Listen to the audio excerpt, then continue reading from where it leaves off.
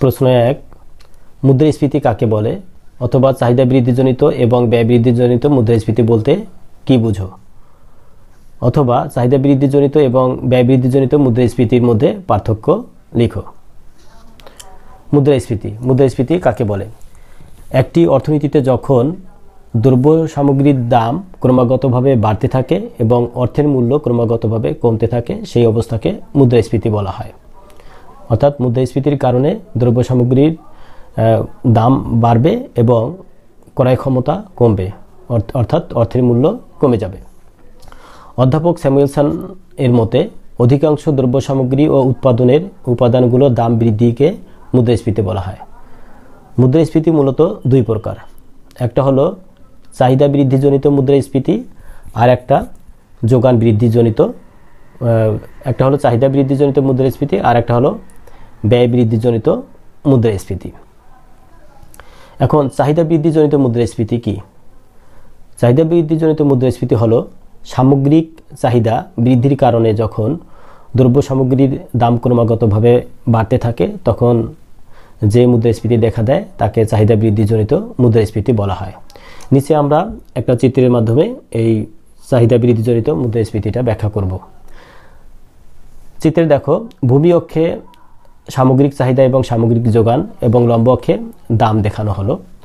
এখন AD1 হলো এই রেখাটা AD1 এটা প্রাথমিক সামগ্রিক চাহিদা রেখা আর AS1 হলো প্রাথমিক সামগ্রিক যোগান রেখা।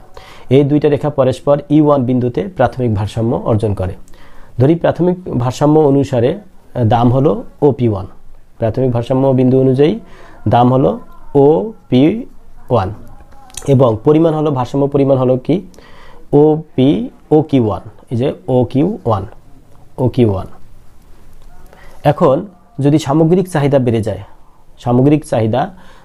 যায় তাহলে সামগ্রিক যোগান রেখা AS1 ঠিক থাকবে আর সামগ্রিক চাহিদা রেখাটা স্থানান্তরিত হবে ডান দিকে স্থানান্তরিত হওয়ার কারণে আগের যে যোগান রেখা সামগ্রিক যোগান রেখার সাথে E2 বিন্দুতে ভারসাম্য অর্জন করবে। এর ফলে দেখা যাচ্ছে যে নতুন দাম হলো P1 থেকে দাম হলো P2, ওকে, আর ভারসাম্য পরিমাণ হলো OQ2। তাহলে নতুন দাম হলো OP2 এবং নতুন ভারসাম্য পরিমাণ হলো OQ2। তাহলে দেখা যাচ্ছে যে এখানে দাম বেড়ে গেছে কি পরিমাণ? দাম বেড়ে গেছে P1 P2 পরিমাণ,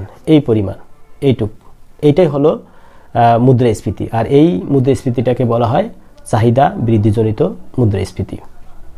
তারপর আমরা আসি যে ব্যয় বৃদ্ধিজনিত মুদ্রাস্ফীতি। ব্যয় বৃদ্ধিজনিত মুদ্রাস্ফীতি কাকে বলে?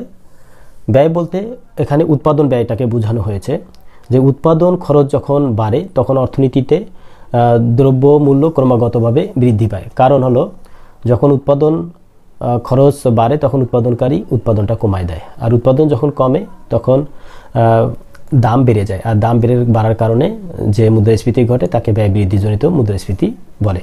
দেখো ব্যয় বৃদ্ধির কারণে যখন একটি অর্থনীতিতে দ্রব্য মূল্য ক্রমাগতভাবে বৃদ্ধি পায় তখন তাকে ব্যয় বৃদ্ধিজনিত মুদ্রাস্ফীতি বলে। এখন নিচের চিত্রের সাহায্যে আমরা ব্যাখ্যা করব। চিত্রে দেখো ভূমি অক্ষে সামগ্রিক চাহিদা সামগ্রিক যোগান দেখানো হয়েছে আর লম্ব অক্ষে দাম দেখানো হয়েছে। এখন প্রাথমিক সামগ্রিক চাহিদা রেখা AD1 এবং সামগ্রিক যোগান রেখা AS1 পরস্পর E1 বিন্দুতে ভারসাম্য অর্জন করে। এই ভারসাম্য অনুসারে প্রাথমিক দাম হলো OP1 আর প্রাথমিক ভারসাম্য পরিমাণ হলো OQ1। এখন যদি উৎপাদন ব্যয় বেড়ে যায় তাহলে কি হবে? সামগ্রিক যোগানটা কমে যাবে, সামগ্রিক যোগান কমার কারণে AS রেখাটা বাম দিকে সরে আসবে, বাম দিকে স্থানান্তরিত হবে। এর ফলে নতুন ভারসাম্য হবে E2, যেটা আগের সামগ্রিক চাহিদা রেখার সাথে E2 বিন্দুতে ভারসাম্য অর্জন করবে। এই ভারসাম্য অনুসারে দাম দেখো P2 হয়েছে, OP2, অর্থাৎ দাম P1 থেকে বেড়ে P2 হয়ে গেছে, ওকে। তাহলে নতুন দাম হলো OP2, নতুন ভারসাম্য পরিমাণ OQ2।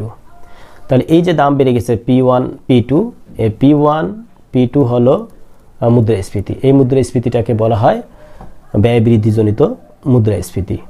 ধন্যবাদ।